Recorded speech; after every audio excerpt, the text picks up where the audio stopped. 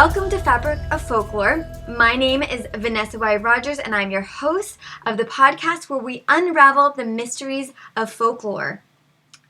In this podcast, we explore the history of past and current people and how their cultures have adapted and evolved. Exploring these topics helps to guide and inform us to understand where we've come from and make intentional decisions about where we want to go in our future. Make sure you are subscribing to this podcast so you get notifications when we release our podcast every Tuesday. So go ahead and subscribe right now. Right now, we can wait. Okay, today we are discussing just that, a practice and a written language used centuries ago that, unbeknownst to many of us, is still being used today. Our guest today is an author and co-author of several books on runes, those stick-like figures that are associated with the Vikings, the writings associated with the Vikings. Wendy Trevennor, is that how you pronounce your name? Trevennor, Vanessa. Trevennor, okay. And that's a Cornwall, a Cornish pronunciation, right? Great. She was a former journalist turned pagan author. She is a practicing pagan of 25 years, a leader of a coven in Cornwall, a proud mom, grandma, great-grandma as well. So welcome so much to Fabric of Folklore. Thank you, Vanessa. I'm very pleased to be here. Yes, we're very excited to have you. I know nothing about runes, so I think this is a really exciting topic, and I think a lot of our guests, our audience members are probably in the same boat as me. So why don't you start with a little bit about your journey to writing this book? Okay, I will do. Well, quite a few years ago, actually relatively recently, about 5 or 6 years ago, one of my coven used to hold workshops in her magic shop in Bude. And one of the ones she held was the runes. And I went along and I just fell in love. I mean, I had the runes for years and years. I mean, a lot of us in the UK bought Ralph Bloom's book from 1982, which came with a little set of ceramic runes. And I'd had that in the back of the cupboard and never really did anything with it. But once I learned how to use the runes properly, I understood then that you have to make your own set. It's no use just buying a set online or buying a set that comes with a book and then looking up each rune in the book, and that's just not the way to do it. You've got to get to know the runes intimately as you would a person. So, but you haven't always been a pagan, is that correct? Yeah, no, I'm a lifelong Wiccan. Oh, you are? Okay. Mm-hmm. And so were you raised in the Wiccan faith? No, unfortunately I wasn't. I came to Wicca through book reading, and quite late in life I actually made pagan contact. Thank goddess for the internet. And then I started to go to moots and I met my future high priestess, and the rest is history. So just so we're clear, Wiccan and paganism are the same or they're different? No, a Wiccan is a pagan. A pagan is not necessarily a Wiccan, because modern paganism includes many streams, including druids, Asatru, that's people who worship the Norse gods, and several other streams as well. And what drew you to this? Is it a faith or a practice? Yes. Or? Well, it's both. It's a religion that includes the practical side. Most religions are just about worshipping and having a relationship with deity. Wicca includes that, but it also expects you to be practical. It expects you to get out there and help people with healing, with magic, with divination, all of which my coven undertakes. And we also do things like dealing, if somebody's got a haunted house, we'll go out and deal with that. We carry out hand fastings, and we serve the community. Hand fastings. That's a pagan wedding. It's a pagan wedding. It has no legal status, but a lot of people feel, a lot of our clients actually go and get married in the register office first, and then they want something that means something to them, so they book us for a hand fasting, which is generally done outside in a beautiful spot like a stone circle. We've got a lot of stone circles in Cornwall, or a holy well, or somewhere like that. And so those are spiritual places to the pagans, and that's where you would Yes, conduct those ceremonies? that's right. Yes. And where would a ceremony like that look like? Sorry, this is a bit off topic, but this is very That's okay. fascinating. Let's get off topic. Why not? A hand fasting is actually beautiful. It's just pretty much like the sort of wedding that you'd have in a church, but obviously the elements differ. It includes things that you wouldn't see in a church, like jumping the broom.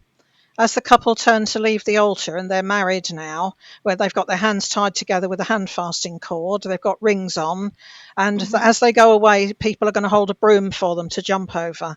And that's not necessarily for fertility, but it is for good luck. They will feed each other wine and bread, and they will exchange rings and vows as they would in church, and they will jump the broom. And the broom jumping, do you have any idea where that history came from? Why It's would very they old. jump over It's very a broom? old. The broom is a traditional part of the Wiccan paraphernalia. We love our toys. We love our toys. Most religions don't really carry tools around with them, but we do, knives and wands and broomsticks and cauldrons, largely because it's fun and we think it should be there. Yeah? You don't have to carry these things around, but most Wiccans love them and they enjoy their toys. Well, that is just fascinating. Okay, so you came into the Wiccan religion later than you did paganism. Is that correct? No. I The other became way. a Wiccan, but I was a solitary for Okay. when I was quite young, in my 20s. But I didn't actually manage to make pagan contact until I was in my 40s. And so And it was what was the draw? Why did you become one when you were in your 20s? Like, what made you connect with it? I have a deep sense of spirituality. I was very much drawn to having a faith. I tried Christianity because it was the only show in town at that stage, and it didn't feel right. It didn't sit right with me. And then I started reading about Wicca, and I thought, yes, this is it.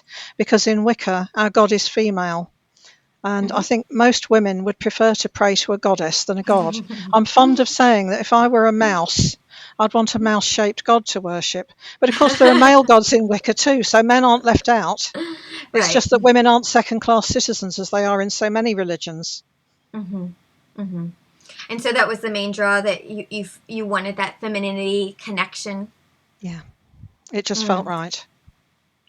And then so you connected with the runes through a book, but you didn't really look into it further. Is that right? I think in Wicca you tend to be jack of all trades and master of none. You tend to you look around, you find tarot, you find runes, you find witches' runes, which are slightly different.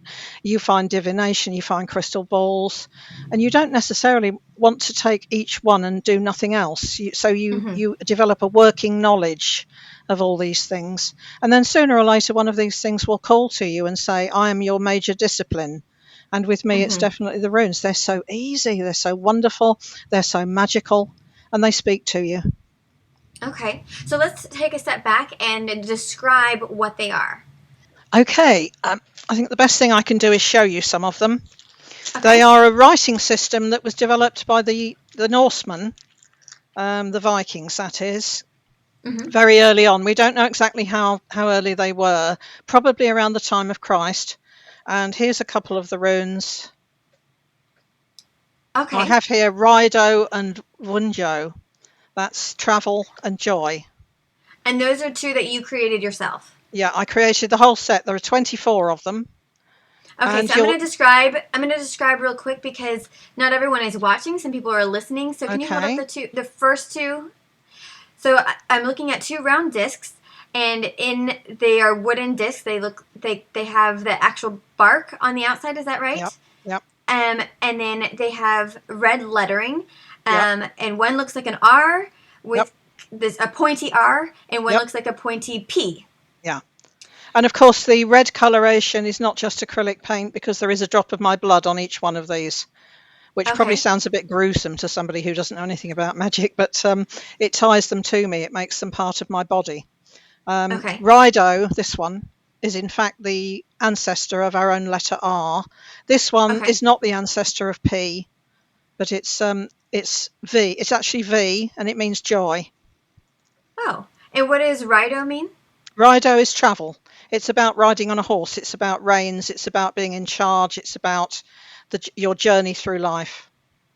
And so this was a writing system created by the Vikings, and was it used by everybody? Did everyone write, or was it only used by the nobles? The nobles would have been the ones who were most likely to be literate, and you might find that the freemen, the churls, were literate, but the thralls, who were basically serfs or slaves, would not have been literate. But they still might have known odd runes. For example, this one is called the one that looks kind of Algir's. like It looks like a man holding his arms up. Yeah. Oh, It looks like a man standing there doing that. He's saying, I'm protecting this person and you're not going to get past. And that is the rune of protection. I've got that all around my temple to keep beasties out. Beasties as in like beasties little critters, as in negative spirits. Okay. But the Vikings, they didn't do a lot of writing of their own history, is that right? No, they didn't. We do have some Viking poetry and some Viking stories, which were collected by a chap called Snorri Sturluson in the Middle Ages, but they were never written down contemporaneously. So he must have researched into these and possibly, as he was a Christian, rewritten them to some extent, because Christians made a habit of rewriting pagan material when they could to sort of take out any sexual references and to turn the whole thing as Christian as possible. And so what did they use the runes for, since they didn't record their histories or stories themselves? Well, they certainly did use them for writing, but they were generally used carved. If you look at the runes, they're all straight lines. Like that, because they're designed to be carved into stone or wood. They're not really designed to be written on paper. And so these would have been used for boundary markers, for gravestones, perhaps for writing over a house door.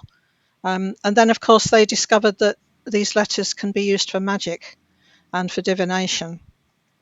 So they practiced magic and divination as well, that we know of? Yeah, they did, yeah. There would have been runic witches called vulvae who would have walked around with bags of runes. They were always ladies, because men were not supposed to practice witchcraft. It was considered effeminate. It was considered sneaky. They're bags of testosterone, the Norsemen. They didn't like anything that spoke of sneakiness or underhandedness. So it was all right for women to practice magic. And all the deities in charge of magic, apart from Odin, are female. You've got Freya, who is the goddess of love and also of magic. And you've got the Norns, who are three goddesses who look after fate. They look after people's lives and tell them what's going to happen to them. And they are the origin of the runes originally. But men were not encouraged to practice magic. In fact, one king had his son murdered when he found out that he'd practiced magic. Interesting. So, I saw the Viking show on the, it's on Netflix. I think the History Channel originally produced it. Last Kingdom. I haven't seen The Last Kingdom yet, but I saw Vikings. But one of the things that struck me about the show was how straightforward they were. They just always kind of spoke their mind. It didn't seem like there was some plotting against one another, but it seemed more like they just said straight out what they were thinking and what they planned to do. And so do you have a feeling that was an accurate portrayal, since you said that they didn't like underhandedness or sneakiness? That was what they said in their stories. If you listen to their stories, they're about honor and courage and nobility. So I would imagine that would be something that they would certainly aim for. Whether they actually achieved it, I don't know. And so the practices that they, obviously we have limited knowledge of what they did, but are the practices that they did with the runes similar to what your coven and others are doing today, or do they differ? Well, there certainly were runic witches who would have used the runes in their practice, but whether they actually gathered into covens, I don't know. Coven magic is a little bit different from solitary magic. For one thing, you've got much more power because you've got 7 or 8 or 13 bodies all chucking off power, all concentrating on what they're doing. I don't know whether you believe in magic, Vanessa. Probably not. I don't know. Yeah. Mm. It's something that, yeah, I don't know where I stand on it. Yeah, it's a difficult subject for people who have no experience of it. But if you've ever done magic by yourself, yes, you can achieve a result, particularly if you're quite experienced. But if you really want more bang for your buck, you need to be in a coven. You need to be with all these bodies who are all concentrating on the exact same thing. And because you're sitting in a village, in a town, in a city, surrounded by people who are only thinking about, oh, what am I going to have for dinner? How am I going to talk to the boss in the morning? Shall I watch that television program tonight? Because you're concentrating in this very forceful and magical way on your outcome, you get through, where they don't. They don't achieve anything because they're not trying to. Okay. So give us an example of some, since you brought up the subject of magic, give us an example of something that you saw from the beginning. Since, were you always a believer of magic yourself? Yeah. You were always a believer of magic. I was, yes. When I was 17, I worked some magic in a solitary way to get my current husband to ask me out. And within a week or so, he came round and asked me out. So we've now been married for 48 years. And so that was where you like solidified your belief in magic? I should say so, yes. Can you give us any other examples of? I know that you said that your coven has gone to haunted houses, but what are some other practices of magic that you as a solitary? Got to be a little bit careful here because I don't want to identify anybody. If people come to me seeking magical help, obviously they have the same courtesy of discretion that anybody would have who went to a doctor. So I can't talk about individual cases, but I can say that we have caused healing, for example, to premature babies who have been born perhaps 2 or more months before the due date and have been in a very feeble state, and we've concentrated on the baby and we've sent healing, and the baby has subsequently thriven. We have sent magic to people who are ill and they have started their recovery from that moment. We do sometimes. Have you heard of Reiki? Yes. Describe it to us.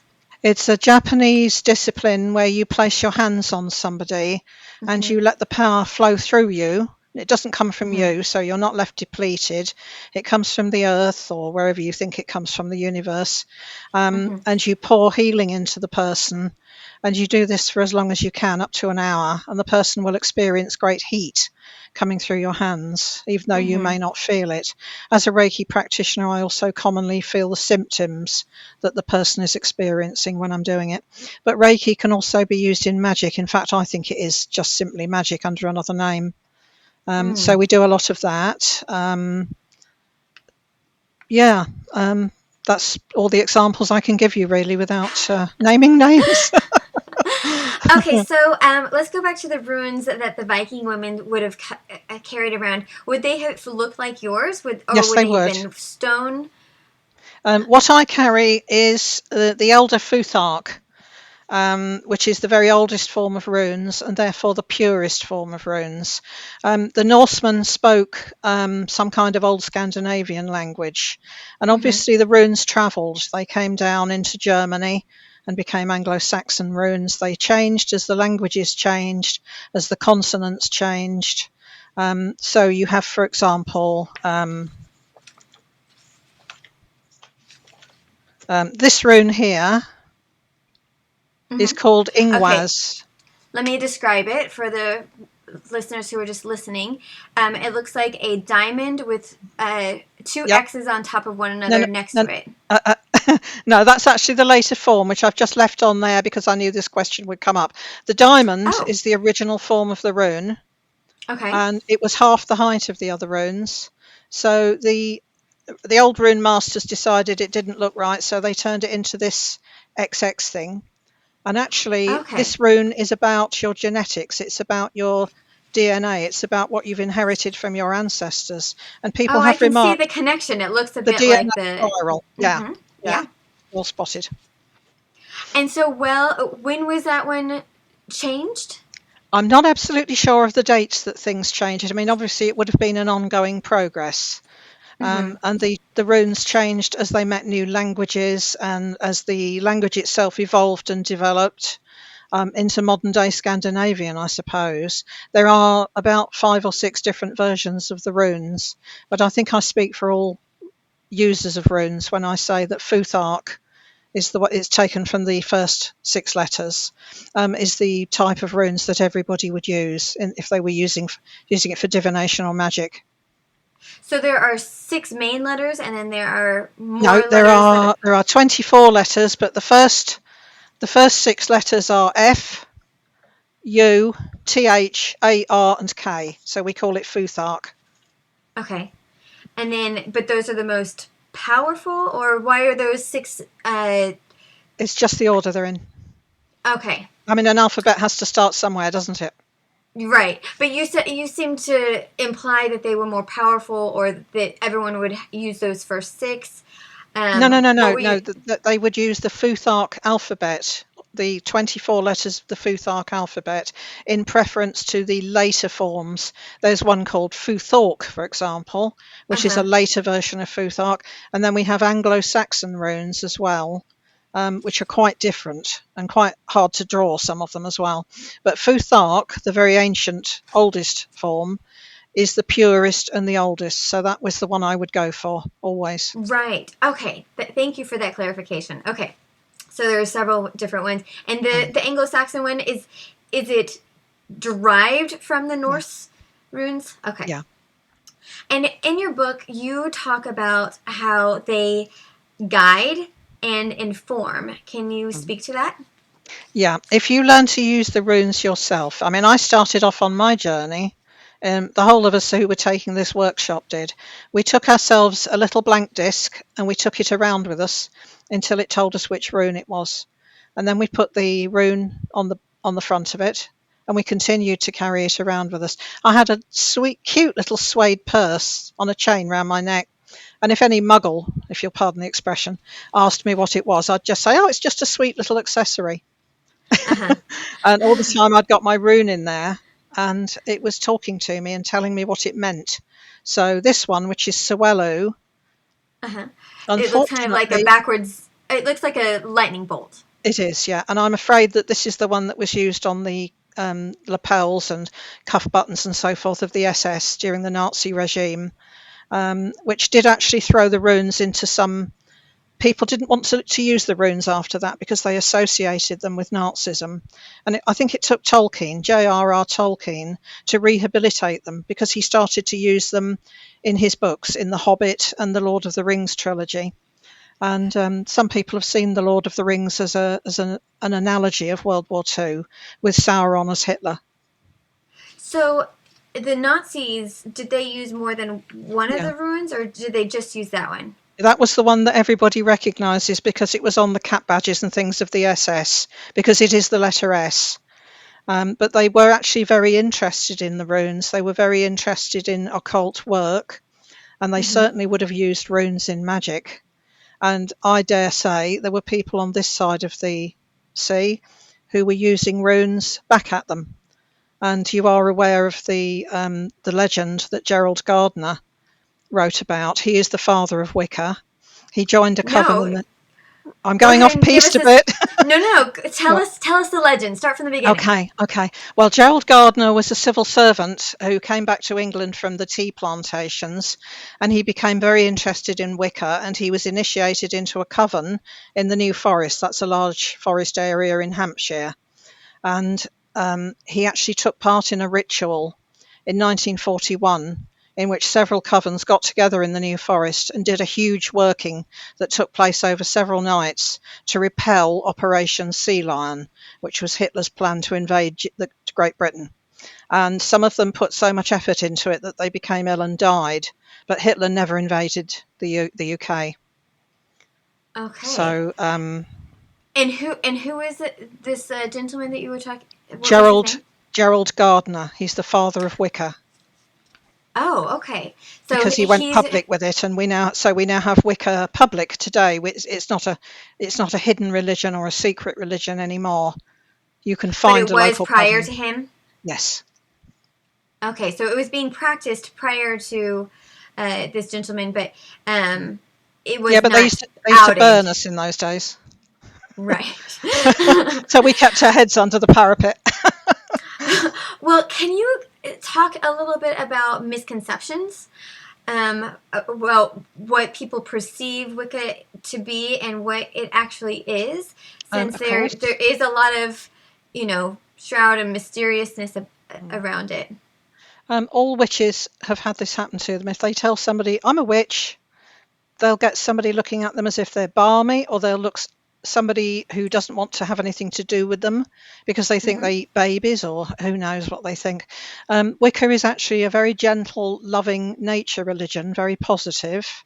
I describe myself as a white witch, and so do all my coven. We would never use magic to harm anybody.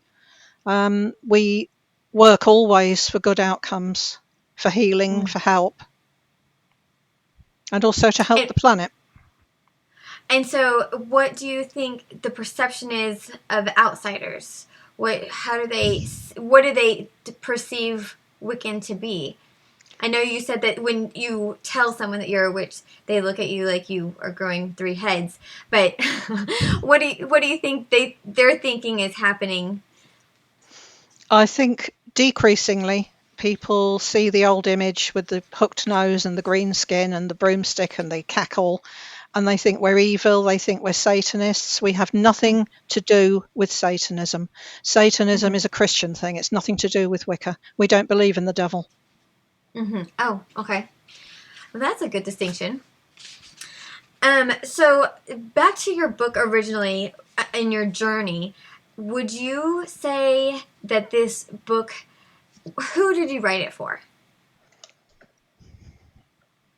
Who was I your think I intended wrote it for audience? me.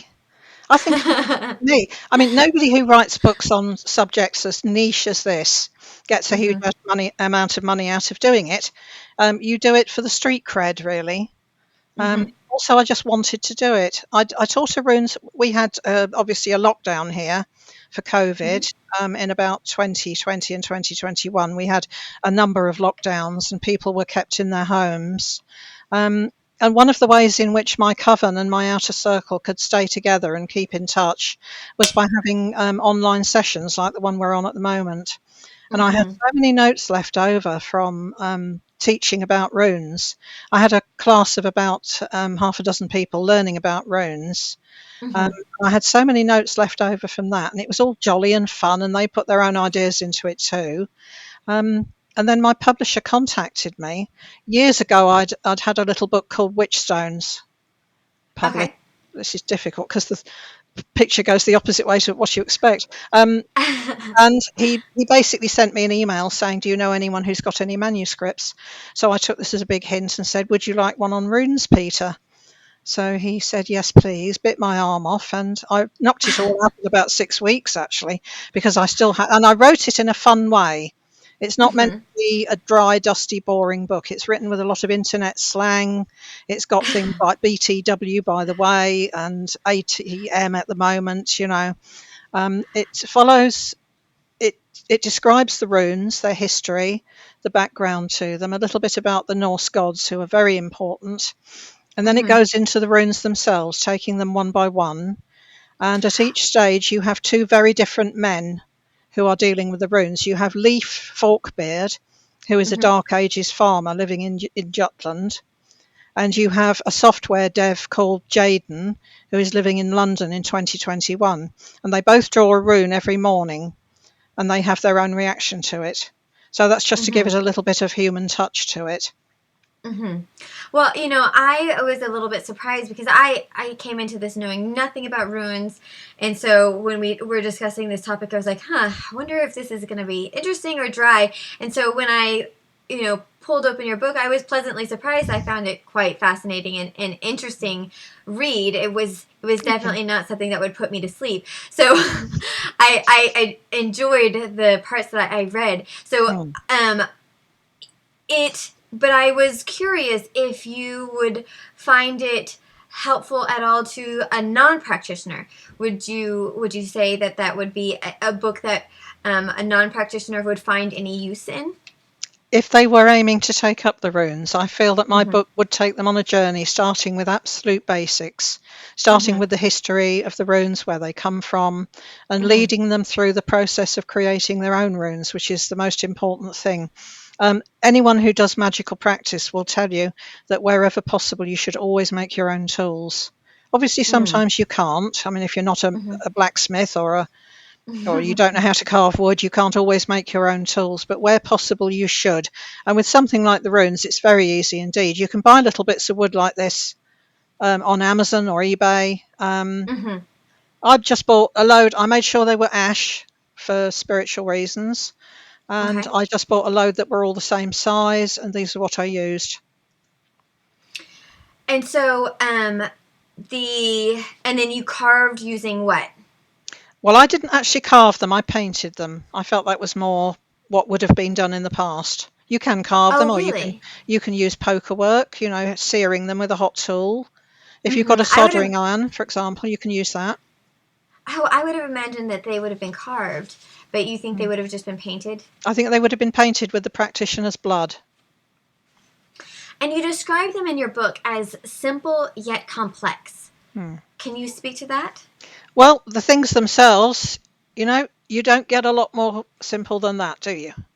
And yet the level of meaning that this little rune has, it's got so many meanings. This particular one, I always think of it as a little flag. And it's the one that looks like a pea. Or it could be, it could be a flag on a string of bunting, because that's what it's about. It's about celebrations. It's about weddings and christenings and anniversaries and parties for the hell of it. It's about maybe the coronation next weekend. It's about, it's about lovely things happening, and that's what it tells you. But there are lots and lots of layers underneath. I mean, there's this one, for example. This is Gabo, the gift. And the X. The X. That means you've got a gift coming, or you owe somebody a gift. But the gift, the symbol is a cross. So anything you get, you've got to give back for. The Norsemen were very keen on being generous in return. You would lose face if you failed to return an equal gift to the person who had gifted you in the first place. Did you have to do it immediately? So if someone gave you a gift, did you need to find something right then? Well, I think it's just something they kept in mind that they knew they had to do for honour, because it would be considered mean if they didn't. So you talk about how you write your runes in the morning to guide you. So can you give us an example of maybe something that you wrote this week or the past week? I don't write them, my lover. What I do is I've got them in a bag. This is Odin's symbol on the bag, and I draw one out in the morning. Okay. Quite blind, like that, and I pull it out, and I've got a rune. Okay, and that looks like an hourglass. That is Dagaz, which means first thing in the morning. It's the new day. Okay. And it's the letter D. And then I draw, that one tells me what's going down today. And then I write that down. I write it down in my notebook that I keep by the bed. And then I draw the second one out. And this one is a message from the gods. It's what sort of things ought I to be concentrating on today to make sure that I make the best of myself, to make sure that I continue with my spiritual progress. And let's draw something out and see what I get. It's usually absolute nonsense. And I've got Othela, which is about the home. So I don't know what that means. I'd have a think about it, and no doubt during the course of the day it would become clear what it meant. Okay, so it might not be clear right away, but you would keep them in mind throughout the day, and then as the day goes on, it might become more crystal clear. By the end of the day, when I go back to bed, I will have a look at the runes that I drew, and nearly always I can say, I know what that was about. And so you feel like this helps you to start the day on the right footing, or? And also it's quite important to stay in practice with them. You don't call a friend up. You don't call a friend up and say, I need a big favour, when you haven't spoken to her for 2 years. You stay in touch with her, and then when you do need her, she's there for you.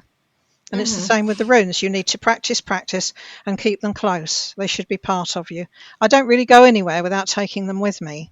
I mean, obviously I don't take them out shopping or anything, but if I'm going away for the weekend, they're tucked in the corner of the suitcase. And do you feel like they're divine messages, or where are these messages coming from? Yeah, they're coming from the universe. I'm a part of the universe. Human beings know everything. They just don't know that they know it. So when my hand enters that bag and gropes around for a rune, it knows what it's doing and it pulls out the right rune. And then my mind then looks at that rune and makes the right message from it. And so you talked about how the Norse used it, and then can you give us the rune's journey through time to today? Well, I think I've covered that to some extent. As I say, the runes moved across Europe. They came to Britain with the Anglo-Saxons. They were used, by this stage, they were used in writings, and they were used in Christian writings as well. The church took against them because they were A, of pagan origin, and B, they suspected they were being used for magic. So in the end, they stamped them out, and the runes more or less disappeared until historians started to recover them, probably in the 19th century. The Nazis took a huge interest in them. And they used, as we're all aware, the Nazis did quite a bit of magical work, and they did use the runes for that. And then in 1948, Tolkien published Lord of the Rings, and he'd used his own illustrations of the runes and his own actual set of runes that he'd made up. And this, I think, brought it to everybody's mind. There's a number of things that have happened to cause paganism to suddenly break out again. There's been a renaissance of paganism in the Western world in the 20th century and going back into the 19th century.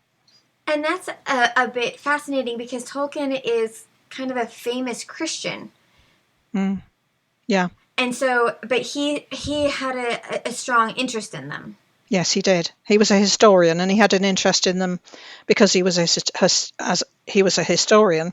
But there are quite a few pagan references in the books themselves. Gandalf, for example, is clearly Odin. He looks like Odin. He behaves like Odin. Yeah.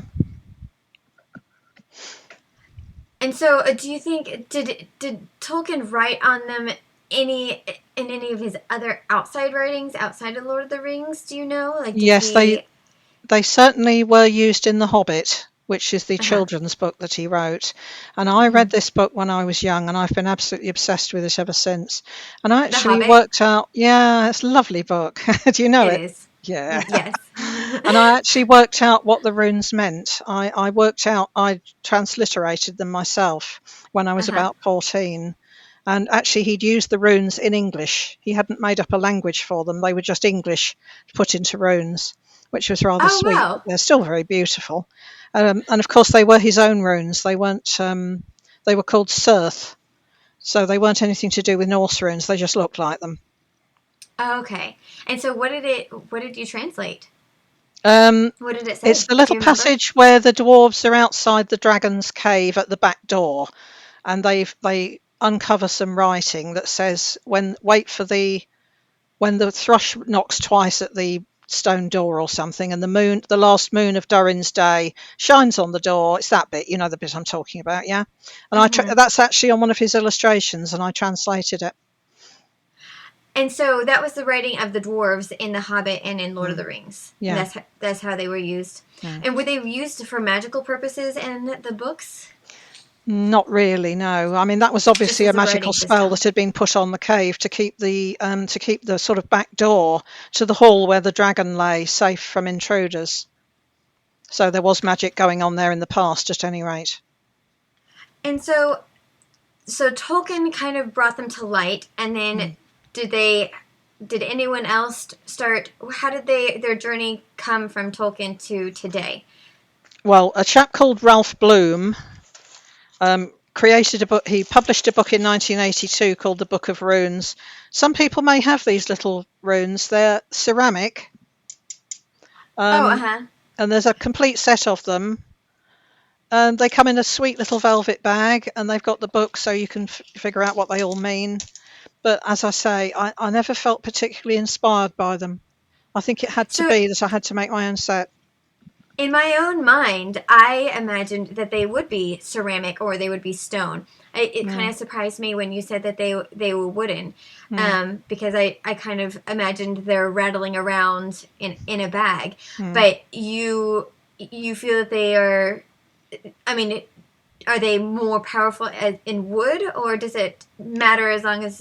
I think they're probably more accurate in wood because the old rune masters, who are separate from the witches, these were men who travelled around with a set of runes doing divination for people, and they would probably have the easiest thing for them to do would be to cut a branch with their knife, cut it into discs. If you're going to have stone runes, not only are they heavy to carry around, but it's also quite difficult to find a set of 24 that are all the same, because it shouldn't be obvious from each one what it says on the front. If they're turned over, you need to not know what they are sometimes. So you want some uniformity in their shapes. Yeah. Okay, that makes sense. That definitely makes sense. So let me see. You talked about folk tales and customs that can be traced back to runes. Is there anything that...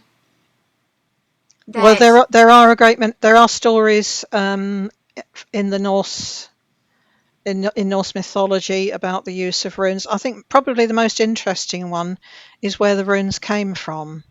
The runes were down. You have to imagine the Norse world. Their universe didn't look anything like ours. For a start, there was an enormous ash tree called Yggdrasil, which held up the sky, and its roots were in the very roots of the universe. And down right at the bottom of the tree was a well that belonged to the Norns, these three goddesses who were in charge of fate. And the runes were in the well, and there was no way of getting at them.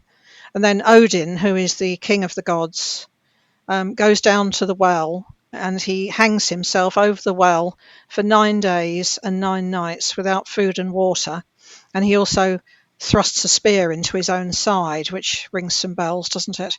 And he hangs there in agony for 9 days and 9 nights until the runes come up to him and he grabs them and makes off with them. And then they belong to him. And he becomes the master of magic and the master of runes. And he can use the runes. They were originally the Norms? They belonged to they belonged in the well, which the Norns tended. They used the well to water the roots of the tree. But who they actually belonged to or where they actually came from, Norse mythology does not explain. But he does say that he can so colour the runes and carve the runes that he can achieve anything. He can stop an arrow in its tracks. He can fell an enemy. And if he sees a man hanging dead in a tree, he can carve and colour the runes, and the man will come down from the tree and speak with him. Interesting. So to me, that's so fascinating that Odin is the owner of runes, and yet it's women who are the ones who are intended to practice with them rather than men. Well, Odin doesn't really follow any rules, I should say. He's not a typical pantheon head. He doesn't sit up there in Asgard on his throne and not do anything. He's always out. He's walking the roads with his stick in disguise. He's a scientist. He's an explorer. He's a shaman. He's not the sort of king of the gods you would expect from looking at other mythologies. And is he viewed as mischievous or good or kind of ambivalent? I think he's probably regarded as, well, he certainly is good within the constraints of Norse mythology, which can be quite cruel. But he's certainly not a bad god. He's not they do have a character called Loki. I'm sure you've seen the films. And he's a bit of a bad card, but yes, Odin is good. Well, isn't Loki? But Loki is a very ambivalent god, right? Because he does mischievous things, but then he goes back and tries to fix his mistakes, and so he becomes, kind of a back and forth character of, he caused this trouble, and then he's backtracking and trying to. That's a very good way of putting it, Vanessa. He's actually a chaos god. Yeah, he's not the devil. He's a chaos god. He can't stop himself. He's also the god of fire, so he tends to go a bit mad sometimes. Yes. Okay, and then you used the word muggle earlier, and I meant to ask you about this because this is a word that I believe was created in the Harry Potter universe. Is this or was it used prior and she commandeered it? No, the term was invented by J.K. Rowling, but it has become adopted almost universally amongst people who practice paganism, who practice magic. It's just so convenient. Everybody knows what you mean. Everyone understands that terminology now. Awesome. And you also talked about how there's a racism slant. Is that just because of the Nazis' use of runes, or is there other elements of it that people associate the runes with racism, or they had in the past? I think it will be desperately sad if, as I say in the book, somebody who is perhaps of Japanese ethnicity decides they can't use runes because they're not a 6'6" blonde Norseman with a big beard. It shouldn't be like that. We're all Jack Tamson's bairns. They have been associated with racism, and I'm sorry to say that there are streams of paganism which concentrate on the Norse gods and who are white supremacists. But I think most pagans would refuse to have anything to do with them and their ideas. And so that's where the association with racism would come from those small groups of people who There's always one, isn't there? Yeah, always. But in general, you think that are there pagans who are not of European descent? Are there groups in other continents? Yes. Are they growing? What's your sense about that? Well, I do tend to live in a little Wiccan bubble here in Cornwall because we have probably one of the highest concentrations of pagans in the UK. But I have had students in other countries, including Spain. I have one of my coven is actually Italian born. Of course, there is a very strong tradition of witchcraft in Italy going back centuries. I have had a Chinese student. So yes, we do have other ethnicities. Okay, but it's not quite as strong. I'm not absolutely 100% aware of what's going on in other countries. One of my magical children is actually a Finn, and you would think that paganism would be very welcome in Finland, but apparently there is a very strong Christian ethic, and she has found some difficulty pursuing her craft in that country. She's quite surprising. So there isn't the ability that we have in the UK to come out of the broom closet and to be seen for what you are. Yeah.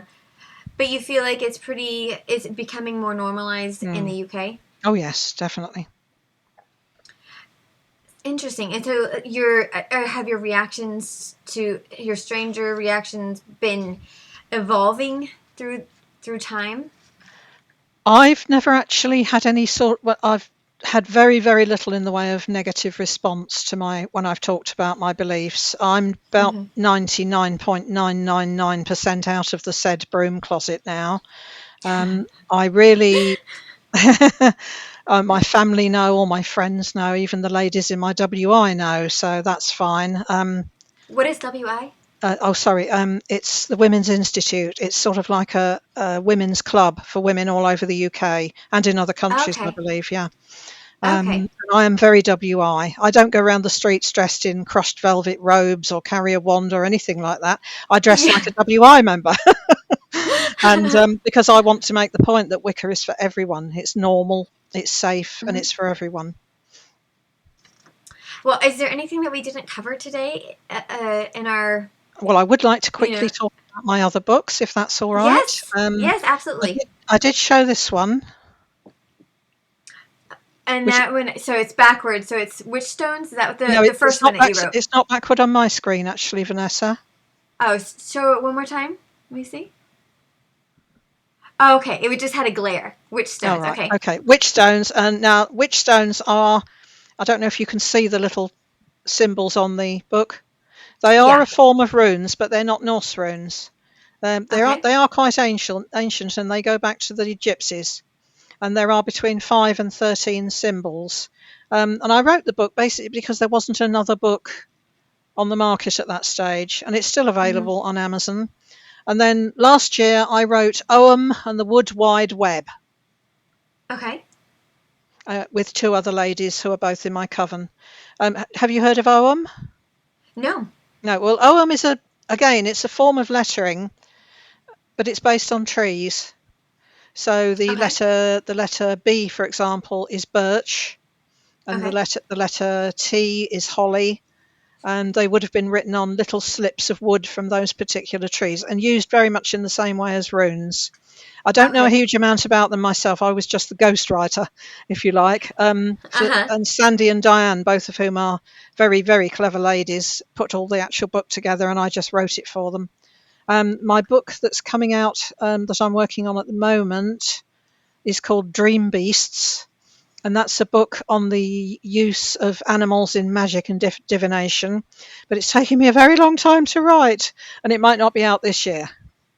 So why is it taking you so long? Is it just a lot of research that you're having to do? I very stupidly told myself I would cover every living animal, and there are millions of them. Some I've never heard of. Yeah, and are you covering all insects? Because there's like... More or less. Yeah. More or less. I'm saying, butterflies. I'm not going to do every single butterfly there is, and I'm not going to do every species of spider either. Right. Or evidently there are quadrillion number of ants. I can't remember what I looked up, but it was so many. It was flabbergasting. Yeah. I was kind of taken aback. Well, and we will definitely put all those links up to your book on our website, which is www.fabricoffolklore.com. So we'll link all of those for anyone interested that's been listening or watching on YouTube. And so thanks again so much for joining us and explaining all of this fascinating about pagans and Wicca and runes. I really didn't have a lot of knowledge prior, so I found this a very interesting topic. All right. Thank you, Vanessa. Thank you very much. Thank you. And thank you, Folk Ikings, for joining us on this introduction into the mysterious and magical world of runes. Once again, that website that we're going to be listing everything on is www.fabricoffolklore.com. And so what did you know about runes before today's episode? We want to hear from you. Did you know that there were people who were still using them, or what they were used for? Have you an interest in researching runes or using them in your own daily life today? Please let us know on our Facebook page, which is called Fabric of Folklore Community. It's a group page that we created just for the listeners to this podcast, so y'all can interact with us and with each other. We want it to be a place where we are having conversations all around with one another. And if you are enjoying this podcast, please, please, please give us a review. Give us a review on YouTube or on iTunes, wherever you're listening, because that is so incredibly helpful for podcasts so that other people can find us on the World Wide Web. There's so many podcasts out there, and so you putting your words out there about why you're enjoying this podcast is incredibly helpful for us. And also, please comment, like, subscribe, and share this as well. If you're trying to think about who you can share it with, think about sharing it with the person that you are on a plane with next. Sometimes they're a captive audience, and so you could just share your entire life story and they can't go anywhere because they're stuck there. So make sure you share it with someone and let them know about this amazing new podcast, fabricoffolklore.com. And I'm Vanessa Rogers. Thanks again for unraveling the mysteries of folklore. And until next time, keep the folk alive.